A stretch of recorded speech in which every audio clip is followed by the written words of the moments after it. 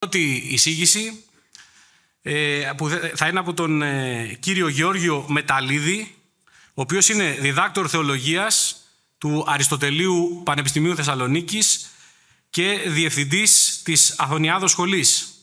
Κύριε Μεταλλίδη, έχετε το λόγο. Άγιοι πατέρες, σεβαστές αδερφές, ευλαβές ακροατήριο, Πασχάλιον αιώνιον, κανόνιον αιώνιον, το σεβάσμιον την Πάσχα και παρά της ενοικαίας συνόδου καλώς εθεωρήθη, κανόνιον τε άριστον συνετέθη αυτής αιώνιον, λέει ο Άγιος Μελέτος Πηγάς, ενώ ο Άγιος Νεκτάριος σημειώνει η σύνοδος αυτή, εννοείται η πρώτη οικουμενική, επελήφθηκε του ζητήματος περί του διορισμού της ημέρας και του χρόνου της εορτής του Πάσχα, την οποίαν σήμερον κρατεί απαράλλακτον η Ανατολική Εκκλησία. Στην εισήγησή μας περί του Πασχαλίου δεν θα κάνουμε λόγο για τον τρόπο υπολογισμού του Πάσχα, ούτε θα αναφερθούμε στο ημερολογιακό ζήτημα. Δεν είναι ο σκοπός αυτής της εισήγησης. Θα προσπαθήσουμε να προσεγγίσουμε το τι θέλει να επιτύχει η ενοικαία πρώτη Οικουμενική Σύνοδος με τον όρο της περί του Πασχαλιού, και αυτό διότι σαφέστατα όταν οι πατέρες της Συνόδου διευθετούσαν το ζήτημα ήθελαν να διασαφίσουν όχι μόνο το χρόνο εορτασμού του Πάσχα, αλλά και να απομακρύνουν κάθε αιτία διαίρεσης και να διαφυλάξουν την ενότητα της Εκκλησίας. Η θεολογία και η εκκλησιολογία της Εκκλησίας είναι πάντοτε παρούσες όταν αναφερόμαστε στο πασχάλιο ζήτημα. Στο Πηδάλιον ο Άγιος Νικόδημος ο Αγιορείτης σημειώνει «Περί της ευρέσεως του Πάσχα κανόνιον εξαίρετον και όπου δεν εδίνετο να γίνει καλύτερον, λέγει ο Ματθαίος ο Βλάσταρης, συνεκρότησε και εξέθετο η Αγία και Οικουμενική Πρώτη Σύνοδος κατά τον πρώτο κανόνα της Εναντιοχείας Συνόδου». Προτού ωστόσο αναλύσουμε τον όρο, πρέπει να ανατρέξουμε στο παρελθόν της διαμάχης περί του Πασχαλίου για να κατανοήσουμε τους λόγους πίσω από την απόφαση της πρώτης Οικουμενικής Συνόδου περί του Πάσχα. Στα δύσκολα χρόνια των διωγμών υπήρχαν δύο τοπικές παραδόσεις περί του Πασχαλίου. Ωστόσο οι πατέρες δεν κινούνταν από εγωισμό ούτε διέκοπταν την κοινωνία μεταξύ τους. Πίστευαν ότι διεφύλασαν αυτό που παρέλαβαν, λέει ο Άγιος Νικόδημος. Έρχονταν σε αντίθεση για αυτήν, την γιορτή του Πάσχα, οι δυτικοί από τους Ασιανούς, καθώς οι πρώτοι στη συνήθεια ακολουθούσαν τους πριν από αυτούς τους πρεσβυτέρους, οι Ασιανοί από την άλλη ακολουθούσαν τον επιστήθιο Ιωάννη και τους υπολείπους Αποστόλους, όπως γράφει ο Πολυκράτης Μύρνης. Εδώ πέρα πρέπει να εννοήσουμε τον Εφέσου προς τον Βίκτορα Ρώμης. Οι μεν πρώτοι εόρταζαν το Πάσχα την επόμενη Κυριακή της Αρινής ημερίας, ενώ οι δεύτεροι κατά την ημέρα του θανάτου του Χριστού, την 14η Νησάν, όποτε και αν αυτή τύχαινε. Εν μέσω πληθώρας διενέξεων δεν δημιουργήθηκε σχίσμα. Ωστόσο, παρόλες τις προσπάθειες επιλύσεως του ζητήματος του Πασχαλίου κατά τους προηγούμενους αιώνες, δεν ευρέθη αποδεκτή από όλους ρύθμιση. Και φτάνουμε στην πρώτη Οικουμενική Σύνοδο. Η πρώτη Οικουμενική Σύνοδος, ορίζοντας τον κανόνα του πότε θα εορτάζεται το Πάσχα, ουσιαστικά καταδικάζει όποιον παρεκκλίνει από τον όρο της, καθώς θέτει εαυτόν εκτός Εκκλησίας. Σταδιακά όλες οι κατά τόπου εκκλησίες συμμορφώνονται με τις αποφάσεις της Συνόδου. Ωστόσο, οι μερικοί αποστασιοποιούνται. Είναι γνωστοί σε πολλούς ως 4 και δεκατήτε, πρωτοπασχείτε, παλαιοπασχείτε, όπως και αν τους πείτε το ίδιο είναι. Πρόκειται για απόκληση η οποία συμπεριλαμβάνεται από τον Άγιο Επιφάνιο στο Πανάριον ως η Πεντηκοστή αίρεση, αλλά και από τον Άγιο Ιωάννη Δαμασκηνό στο Περιαιρέσον πάλι ως η Πεντηκοστή. Ο Άγιος Ιωάννης πήρε το Πανάριο και το έκανε στο Περιαιρέσον το δικό του στην τριλογία Πηγή Γνώσεως. Αναφέρεται σε χριστιανούς κυρίως Ιουδαϊκής καταγωγής που εόρταζαν το Πάσχα την 14η του εβραϊκού μήνα Νισάν, μαζί με το Ιουδαϊκό Πάσχα, δίδοντας τρόπον τεινά σε αυτό χριστιανικό περιεχόμενο. Δεν θα επεκταθούμε περισσότερο. Ένα μόνο απόσπασμα του Αγίου Επιφανίου θα παραθέσουμε. 4 και δεκατήτε. Αυτοί όλα τα έχουν όπως η Εκκλησία, σφάλουν όμως από όλους εξαιτίας του ότι δεν αποδέχονται την ακολουθία και την τάξη του θεσμού του Πάσχα, αποδεχόμενοι Ιουδαϊκούς ακόμη μύθους. Αυτό και μόνον. η μη σύμφωνος προς τα της Εκκλησίας θέσμια περί του εορτασμού του Πάσχα είναι αρκετό για να του συμπεριλάβει ο Άγιος Επιφάνιος στο Πανάριον, όπως άλλωστε και ο Άγιος Ιωάννης ο Δαμασκηνός στο Περιαιρέσον.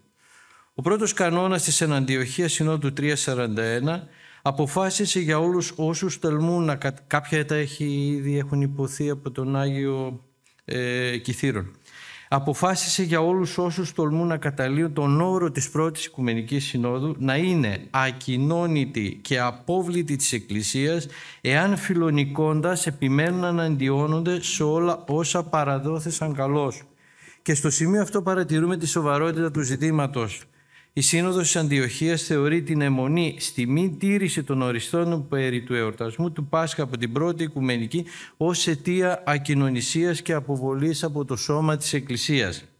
Προκειμένου να κατανοήσουμε τη σοβαρότητα του πράγματος περί των ανωτέρων ποινών, είναι αναγκαίο να καταθέσουμε έστω και περιορισμένα κάποιες θέσεις του Αγίου Ιωάννη του Δαμασκηνού που προσφέρουν διευκρινήσεις. Λέγει ο Άγιος: «Δεν μετακινούμε όρια αιώνια που έθεσαν οι πατέρες μας, αλλά κρατάμε τις παραδόσεις όπως τις παραλάβαμε. Γιατί αν αρχίζουμε να γκρεμίζουμε λίγο-λίγο το οικοδόμημα της Εκκλησίας, σιγά-σιγά θα γκρεμιστούν τα πάντα». Ένας Χριστός 99% Ορθόδοξος και 1% αιρετικός είναι όλος αιρετικός, για τον απλούστατο λόγο. Διότι δεν υπάρχει και άρα δεν μπορεί να σώσει. Η πίστη της Εκκλησίας περιχαρακώνεται εντός των αιωνίων ορίων που έθεσαν οι πατέρες μας. Στα όρια εκείνα δηλαδή που περιφρορούν και ορίζουν την αλήθεια, τα οποία όχι μόνο δεν πρέπει να τα μεταβάλουμε, να τα μετακινούμε, αλλά αντιθέτως πρέπει να τα διακρατούμε. Κατέχουμε τας παραδόσεις. Εάν ο άνθρωπος καταλύσει κάτι λίγο, μικρό στο οικοδόμημα της Εκκλησίας, διαστρεβλώνει επί της ουσίας όλο το οικοδόμημα. Σε ένα παραπλήσιο νοηματικά και φρασιολογικά χωρίο, ο ίδιος ο πατέρας εμφατικά διατείνεται. Γι' αυτό, αδερφοί, ας σταθούμε στην πέτρα της πίστεως και στην παράδοση της Εκκλησίας, χωρίς να μετακινούμε τα όρια τα οποία έθεσαν οι Άγιοι πατέρες μας, χωρίς να δίνουμε χώρο σε αυτούς που θέλουν να καινοτομούν και να καταλύουν την οικοδομή της Αγίας του Θεού Καθολικής και Αποστολικής Εκκλησίας. Πράγματι, το βασικό χαρακτηριστικό της θεολογίας των πατέρων είναι η υπακοή στην παράδοση της Εκκλησίας. Η παράδοση της Εκκλησίας είναι ο κανόνας της αληθείας, ανοίγουν τα εισαγωγικά. Αυτός ο οποίος δεν πιστεύει σύμφωνα με την παράδοση της Καθολικής Εκκλησίας ή κοινωνεί με το διάβολο διαμέσου των άτοπων έργων είναι άπιστος. Μας λέει πάλι ο Άγιος Ιωάννης ο Δαμασκηνός, ενώ στο έργο του περί του Τρισαγίου ύμνου σημειώνει: «Ο λόγος των πατέρων είναι νόμος». Κάτι που πολύ σήμερα το αμφισβητούμε ή το σχετικοποιούμε. Τα μέλη της Εκκλησίας με την υπακοή στην πατερική παράδοση διακρατούν ανώθευτη την πίστη και την ενότητά τους με την κεφαλή, το Χριστό. Και εδώ ακριβώς τίθεται το ερώτημα: ποιο είναι το πνεύμα του όρου της πρώτης Οικουμενικής περί του Πάσχα, το οποίο απαιτείται να εφαρμόζεται από όλους. Καταρχήν πρέπει να σημειώσουμε ότι δεν διεσώθησαν πρακτικά της πρώτης Οικουμενικής Συνόδου περί των αποφάσεων της για το Πάσχα. Ωστόσο, μαθαίνουμε για το περιεχόμενο και το πνεύμα του κανόνα από σύγχρονα της εποχής κείμενα, όπως λόγου χάρη η επιστολή του Μεγάλου Κωνσταντίνου και γενικότερα από τα έργα των ιστορικών Ευσεβίου, Σωκράτους και άλλων. Προπαντός και κυρίως συνειδητοποιούμε τη σημαντικότητα του όρου της πρώτης Οικουμενικής Συνόδου από τον πρώτο κανόνα της Εναντιοχίας Συνόδου του 341. Πότε ωστόσο πρέπει να εορτάζεται το Πάσχα και γιατί? Ούτω γάρι οι θείοι πατέρες, σοφός άγαν, πολύ σοφά, σύμφωνα με τον κανονολόγο Βλάσταρη, όρισαν το Πάσχα να εορτάζεται την πρώτη Κυριακή μετά την Πανσέλινο της Εαρινής Ησημερίας και προπαντός όχι την ίδια ημέρα με τους Ιουδαίους. Τι σημαίνει ωστόσο η απόφαση αυτή, η οποία εξωτερικά φαίνεται απλή? Καταρχάς εισάγονται 4 βασικές προϋποθέσεις. Ας ακούσουμε τον Άγιο Νικόδημο. Πρώτον, ότι το Πάσχα πρέπει να γίνεται πάντοτε ύστερα από την ησημερία της Ανοίξεως. Δεύτερον, ότι δεν πρέπει να γίνεται στην αυτήν ημέρα με το νομικόν Φάσχα των Ιουδαίων. Τρίτον, ότι να μην γίνεται απλώς και αορίστος ύστερα από την ησημερία, αλλά ύστερα από την πρώτη Πασέλινο του Μαρτίου, όπου τύχει μετά την ησημερία. Και τέταρτον, ότι να γίνεται την πρώτη Κυριακή, όπου τύχει ύστερα από την Πασέλινον. Όθεν δια να διαφυλάττονται και Τέσσερις αυτές διορισμοί εξίσου εις όλη την οικουμένη και να εορτάζουν οι χριστιανοί των αυτών χρόνων και την αυτήν ημέρα του Άγιο Πάσχα και να μην χρειάζονται κάθε χρόνο αστρονόμων και συνόδων, συνήρμωσαν οι θεόσοφοι πατέρες το περί του Πάσχα κανόνιον.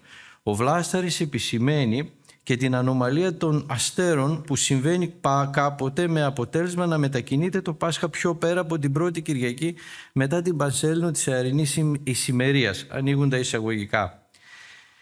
Και αυτή λοιπόν ο χρόνος δημιούργησε την ανομαλία και η κίνηση των αστέρων αναφορικά με την ημέρα του Πάσχα. Αυτό δεν προξενεί καμία βλάβη στην ευσέβεια με κανένα τρόπο και μάλιστα ιδιαίτερα την συντείνει σε αυτήν, διότι από εδώ πιο εμφανώς φανερώνεται η διάσταση ανάμεσα στο νομικό και στο δικό μας Πάσχα.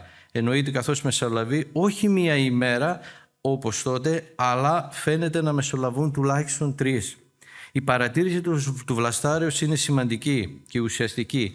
Η καθυστέρηση δεν βλάπτει, αλλά μάλλον επαυξάνει τη βούληση των πατέρων μη μετα Ιουδαίων συνεορτάζειν.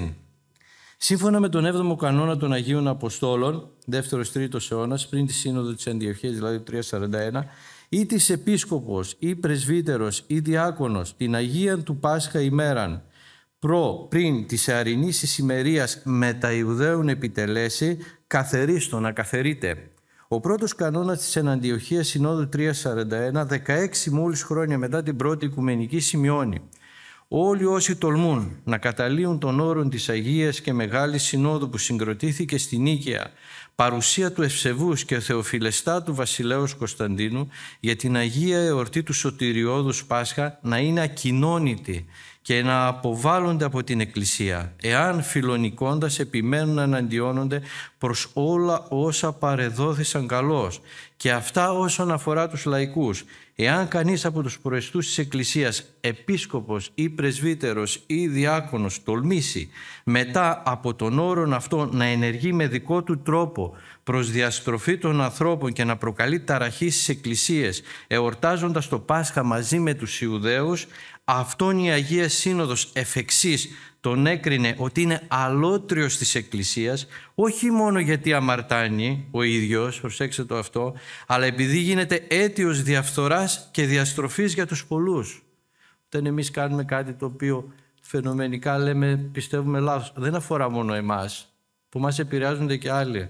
Είναι αυτό γνώρισμα της Εκκλησίας, το γνώρισμα των ανθρώπων, ζούμε σε κοινωνία. Η εκκλησιαστική κοινωνία έχει αυτό το ζήτημα. Αν εγώ πιστεύω λάθος, θα το μεταδώσω στα παιδιά μου. Θα το πάρει και ο άλλος. Και πιθανόν πάνω σε μένα να πατήσει για να κάνει αυτά τα οποία κάνει. Αυτό πρέπει να το προσέξουμε. Και όχι μόνο αυτούς να τους καθαιρεί από το να λειτουργούν, αλλά και αυτούς που τολμούν να κοινωνούν μαζί τους μετά την καθαίρεση. Από τους παραπάνω κανόνες διαφαίνεται καθαρά ο σκοπός της πρώτης Οικουμενικής περί του Πασχαλίου. Πρώτον, το χριστιανικό Πάσχα δεν πρέπει σε καμία των περιπτώσεων να συμπίπτει με το Ιουδαϊκό. Δεύτερον, η πρώτη Οικουμενική Σύνοδο με τις αποφάσεις που εξέδωσε για το πότε πρέπει να εορτάζεται το Πάσχα τις προβάλλει ως ζήτημα ενότητας της Εκκλησίας. Και τρίτον, είναι συνείδηση της Εκκλησίας αμέσως μετά την Οικουμενική Σύνοδο του 325 ότι το ζήτημα του εορτασμού του Πάσχα, καθώς περιβάλλεται το κύρος της ενότητας, η καταστρατήγησή του σημαίνει τη διακοπή της κοινωνίας με το σώμα του Χριστού, την Εκκλησία. Ο Ευσέβιος στο βίο του Αγίου Κωνσταντίνου μας παραθέτει την επιστολή του Αυτοκράτορα προς τις κατατόπους εκκλησίες περί του εορτασμού του Πάσχα. Και στην επιστολή αυτή διαφαίνεται ξεκάθαρα ότι η ουσία του εορτασμού του Πάσχα σχετίζεται με τα ανωτέρω δύο. Την αποξένωση του Ιουδαϊκού Πάσχα από το χριστιανικό και τη διατήρηση της ενότητας της Εκκλησίας. Σημειώνει ο Αυτοκράτορ: φάνηκε ότι είναι ανάξιο να επιτελούμε την αγιότατη εκείνη εορτή ακολουθώντας τη συνήθεια των Ιουδαίων. Τίποτε λοιπόν να μην είναι κοινό με τον εχθρικότατο όχλο των Ιουδαίων. Παραλάβαμε από το σωτήρα μας άλλη οδό. Πρόκειται για δρόμο νόμιμο και πρέποντας την ιερότατή μας θρησκεία. Και καταλήγει με τα εξής λόγια: σε μία και την ίδια ημέρα να μπορέσω να επιτελέσω μαζί σας την Αγία Εορτή και να ευδοκίσω μαζί σας για όλα, επειδή ακμάζει παντού η πίστη σας και η ειρήνη και η ομόνοια. Στις διαταγές των Αποστόλων 3.75-3.80 διαβάζουμε: «Πρέπει εσείς, αδερφοί, που εξαγοραστήκατε με το τίμιον αίμα του Χριστού, τις ημέρες του Πάσχα να τις τελείτε με ακρίβεια, με κάθε επιμέλεια μετά την αλλαγή της εσημερίας, χωρίς να παρατηρείτε να εορτάζετε μαζί με τους Ιουδαίους, διότι τώρα δεν υπάρχει καμία κοινωνία ανάμεσα σε αυτούς και σε εμάς». Η Τρίτη Οικουμενική Σύνοδος καταδικάζει όσους δεν εορτάζουν την ημέρα του Πάσχα σύμφωνα με τις διατάξεις Εκκλησίας. Αυτή των εκκλησιαστικών δογμάτων η διδασκαλία και πας και οποιοσδήποτε ενάντια τούτης φρονών ανάθεμα έστω. Πας ο μη δεχόμενος την σωτήριον μετάνοιαν ανάθεμα έστω. Πας ο μη ποιών την Αγίαν ημέρα του Πάσχα κατά της Αγίας και Καθολικής Εκκλησίας θεσμών ανάθεμα έστω. Όσο δε αφορά τους βυζαντινούς κανονολόγους Ζωναρά, Βαλσαμώνα και Αριστινό, υπάρχει σαφήνεια στην ερμηνεία του πρώτου εν Αντιοχία κανόνος, ο οποίος ερμηνεύει τον όρο περί του Πάσχα της πρώτης Οικουμενικής. Ο Ζωναράς σαφώς τονίζει το κύρος της απόφασης της πρώτης Οικουμενικής Συνόδου περί του Πάσχα. Ανοίγουν τα εισαγωγικά.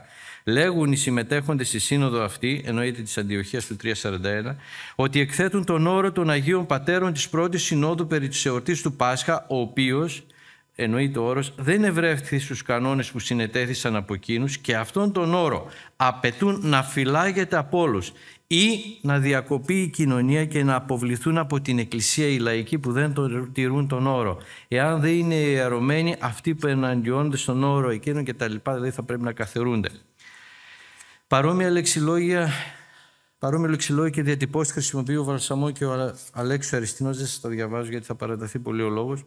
Όσον δε αφορά την περίφημη φράση του Σωζωμένου, την οποία τη χρησιμοποιεί πάρα πολύ, προσέξτε λίγο αυτή τη φράση, αφού σταμάτησε η εξέταση επί του δόγματος, αποφάσισε η Σύνοδος και την Πασχάλιον εορτή όλοι να την τελούν κατά τον ίδιο χρόνο. Η φράση είναι εξή: «Παυσαμένης δε της επί το δόγμα της ζητήσεως έδοξε τη Συνόδο», την οποία τη χρησιμοποιούν πάλι πάρα πολύ, σύμφωνα με την οποία ορισμένοι θεολόγοι ομιλούν περί του Πασχαλίου ως ενός απλού κανονικού ζητήματος, το οποίο δεν άπτεται βαθύτερων θεολογικών συνεπειών, οφείλουμε να επισημάνουμε τα εξής. Αμέσως πιο κάτω ο Ζωμενός λέγεται ότι ο βασιλέας, ο οποίος προνοούσε για την ομόνοια όλων των χριστιανών και των Ακέσιων, ο οποίος ήταν επίσκοπος των Αβατιανών, να τον καλέσουν στη Σύνοδο και να του εκθέσουν τον όρο και περί της πίστεως και περί της εορτής, ο οποίος όρος προηγουμένως είχε επιβεβαιωθεί με τις υπογραφές των επισκόπων να πληροφορηθεί εάν και αυτός συνενεί με αυτά. Προσέξτε το λίγο. Ζητεί ο βασιλιάς από τον Ακέσιο, τον Αβατιανό δηλαδή, αποδοχή και των δύο. Και τη δογματική ταυτότητα με την πρώτη Οικουμενική Σύνοδο και την αποδοχή της κοινής ημέρας εορτασμού του Πάσχα όπως ορίστηκε από την ίδια Σύνοδο. Το Πασχάλιο συμπορεύεται με τη δογματική συμφωνία στην πίστη. Δεν είναι αρκετή μόνο η συμφωνία της αποδοχής μιας κοινής ημέρας ως προς τον εορτασμό του Πάσχα. Το ερώτημα ωστόσο που γεννάται είναι ως προς τη σημασία και το περιεχόμενο της λέξης όρος που χρησιμοποιείται στις προηγούμενες πηγές.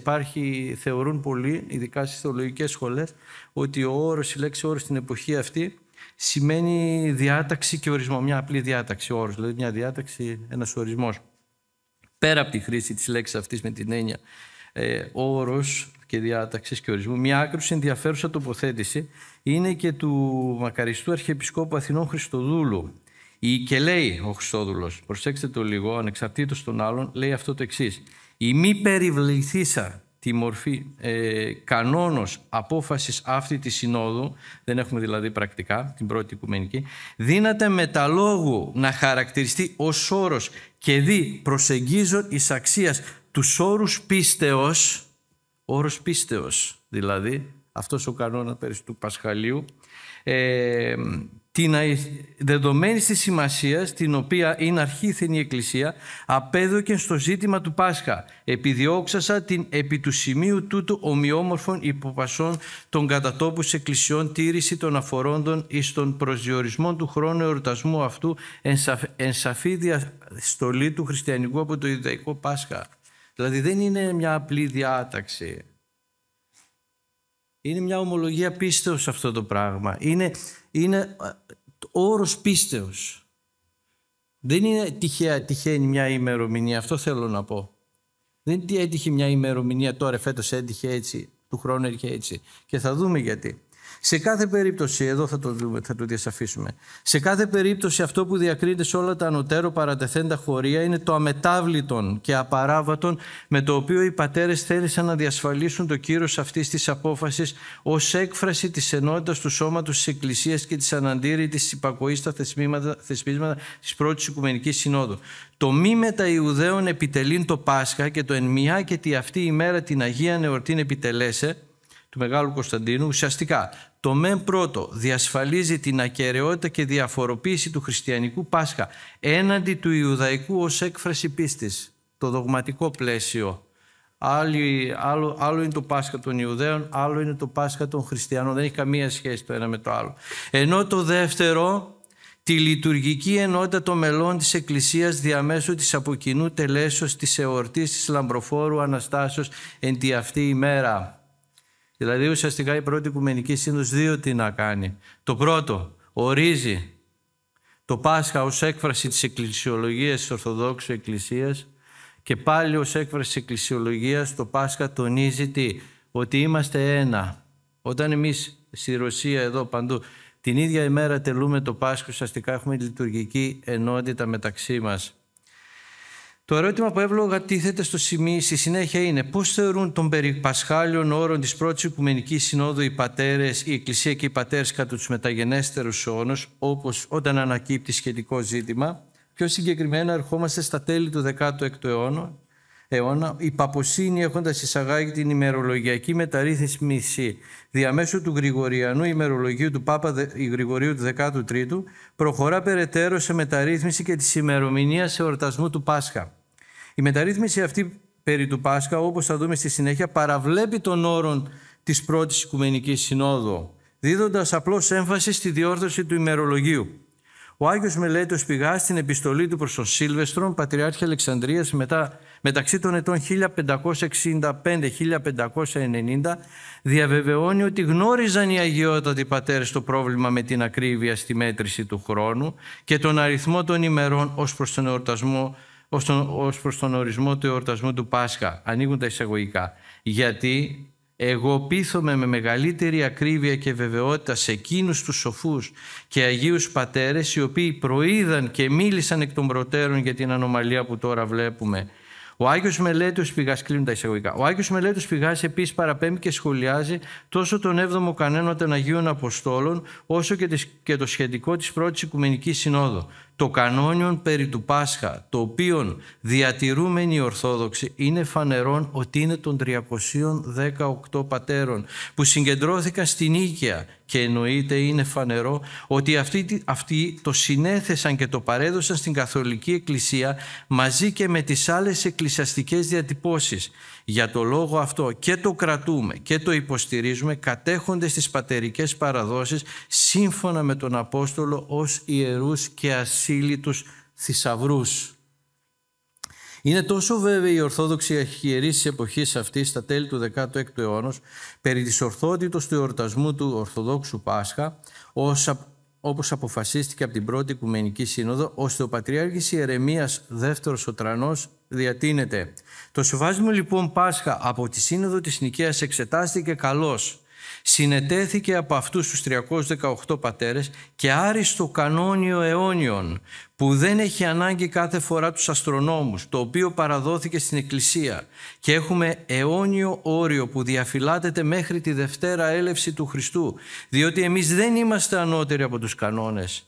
Εξαιτίας αυτού του λόγου, προσέξτε το λίγο τι λέει ο Ιερεμίας, εξαιτίας αυτού του λόγου, δηλαδή το να θεωρούμε ότι είμαστε πάνω από τους κανόνες, πολλοί εξετράπησαν από την ευθεία.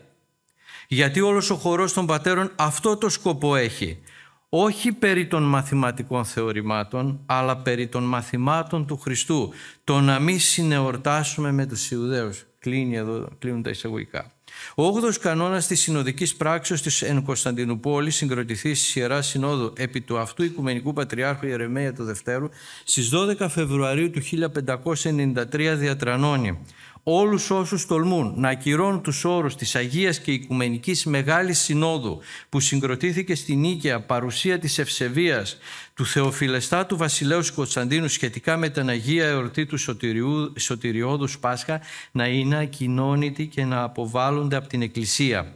Και συνεχίζει ο κανόνας επαναλαμβάνοντας όσα προβλέπονται στους κανόνες των Αγίων Αποστόλου και τη Συνόδου της Αντιοχίας του 341.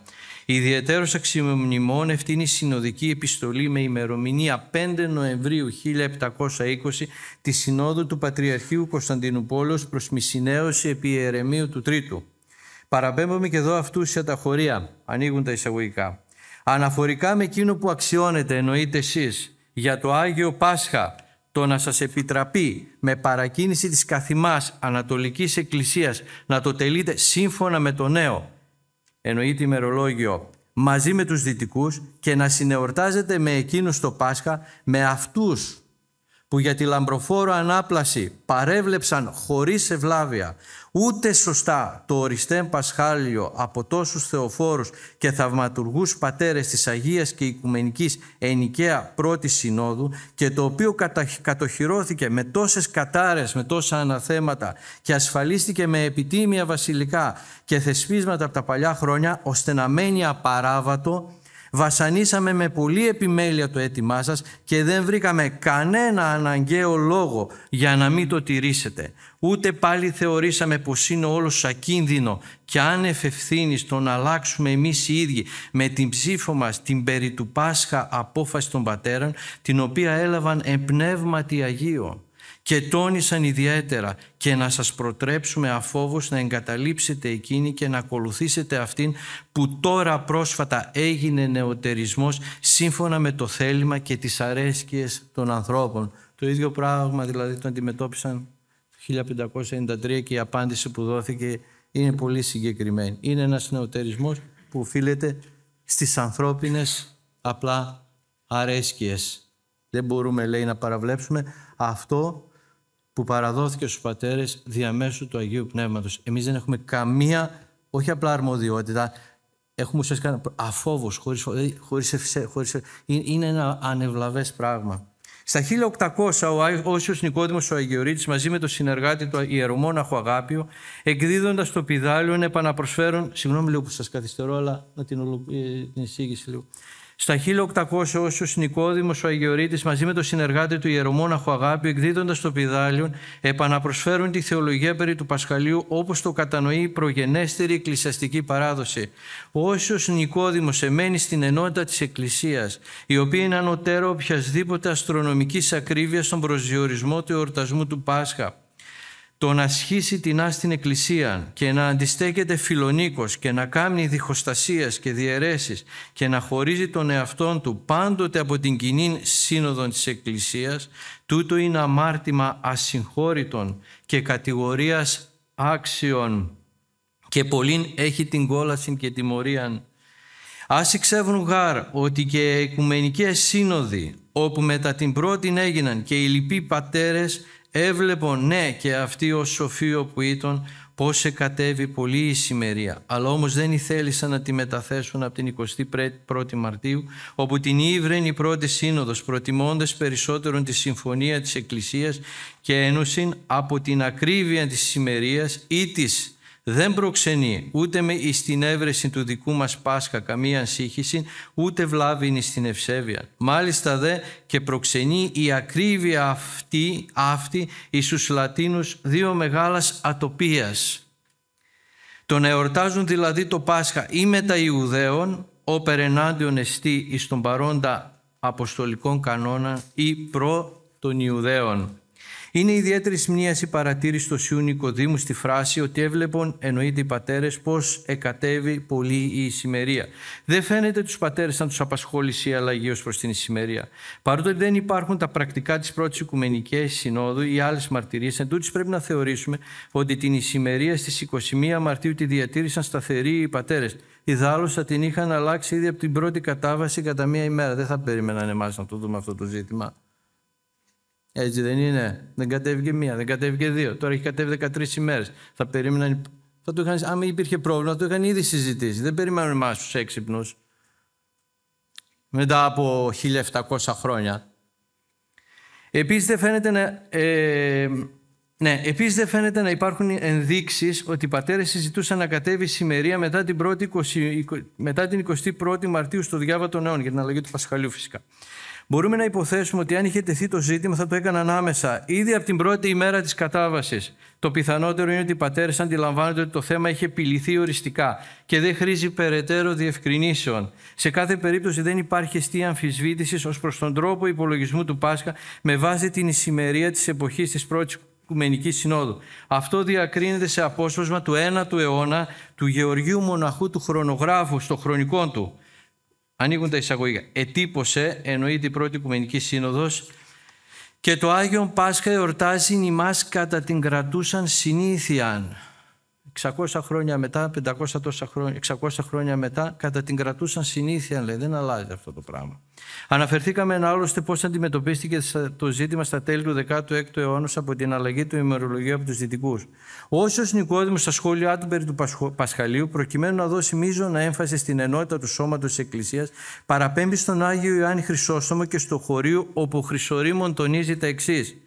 Ας μην επιστρέφουμε λοιπόν προς τα πρώτα, τη στιγμή που ήρθαν τα τελειότερα, κι ούτε να φυλάσσουμε ακόμη ημέρες και εποχές και έτη, αλλά παντού ας ακολουθούμε με κάθε ακρίβεια την Εκκλησία, προτιμώντας πάνω απ' όλα την αγάπη και την ειρήνη. Γιατί, κι αν ακόμη η Εκκλησία διέπρατε σφάλμα, δεν θα ήταν το κατόρθωμα από την ακριβή τήρηση των χρόνων τόσο μεγάλο, όσο είναι το έγκλημα που προέρχεται από τη διαίρεση, από το σχίσμα.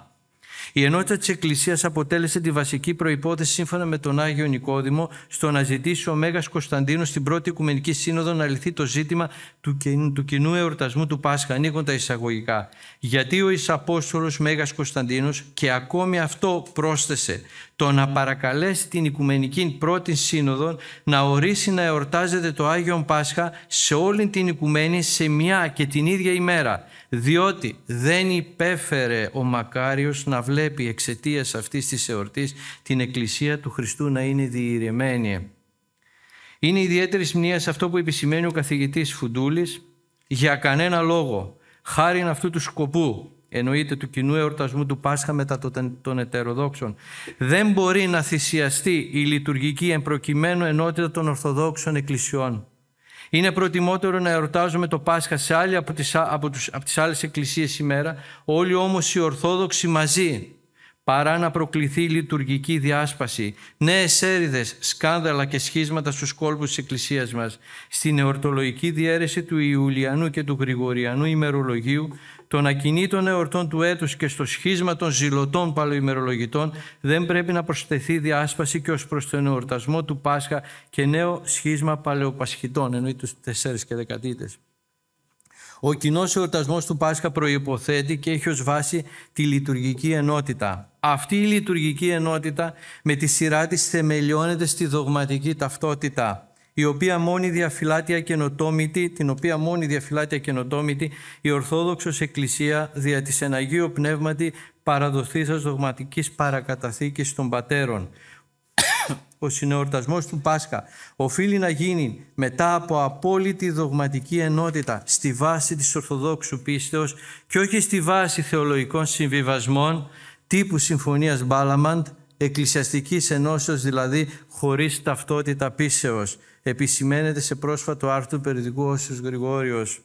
Δεν μπορεί ο καθένας δηλαδή να ομολογεί την πίστη και επειδή βρήκαμε μια κοινή ημέρα σημαίνει ότι συνεορτάζομαι. Η Εκκλησία νομοθετεί επί τη βάση της διδασκαλίας των Θεοφόρων Πατέρων της, πολλό δε μάλλον των Οικουμενικών Συνόδων της. Το μικρό, λέει ο Άγιος Ιωάννης ο Δαμασκηνός, δεν είναι μικρό όταν προξενεί μεγάλο κακό. Όπως δεν είναι μικρό ψεγάδι το να ανατραπεί η θεοδίδακτη παράδοση της Εκκλησίας, πράγμα που κατεδίκασαν οι προηγούμενοι οδηγοί μας, των οποίων είναι χρέος μας, αφού εξετάσουμε καλά την πολιτεία τους, των πατέρων δηλαδή, να μιμούμαστε την πίστη τους. Τονίζει ο Ιερός Δαμασκηνός. Η αιμονή στην πατερική παράδοση δεν εκφράζει ούτε υποδηλώνει πνευματική αγκύλωση. Η παράδοση της Εκκλησίας είναι ο αυθεντικός καθηγητής θα λέγαμε, πείτε το όπως θέλετε, στην επίλυση όλων των ζητημάτων που αναφύονται. Ολοκληρώνοντας αυτή την εισήγηση, θα παραθέσω μια σύντομη φράση του Ιερού Δαμασκηνού, στη βάση της οποίας συνέγραψε την τριλογία Πηγή Γνώσεως και αποτελεί την κατεξοχήν πατερική μεθοδολογία στη σύνταξη θεολογικών κειμένων. Λέει ο Άγιος Ιωάννης ο Δαμασκηνός: «Ερώ δε τηγαρούν εμών ουδέν, δεν θα αναφέρω τίποτε δικό μου». Αυτή την κατεξοχήν ορθόδοξη πατερική μεθοδολογία, συγγνώμη, αλλά σήμερα η πατερική μεθοδολογία αυτή έχει πάει περίπατο. Τα περισσότερα κείμενα συντάσσονται το τι νομίζω. Υπάρχει ένας θεολογικός ρελατιβισμός στην αντιμετώπιση. Λες εσύ αυτό και ο καθηγητής τα ξέρει καλύτερα. Λες εσύ αυτό, λέω εγώ το δικό μου, εντάξει. Ποτέ στην εκκλησιαστική ιστορία, στη θεολογική ιστορία, το ψεύδος δεν διεκδικούσε τα ίσα δικαιώματα με την αλήθεια.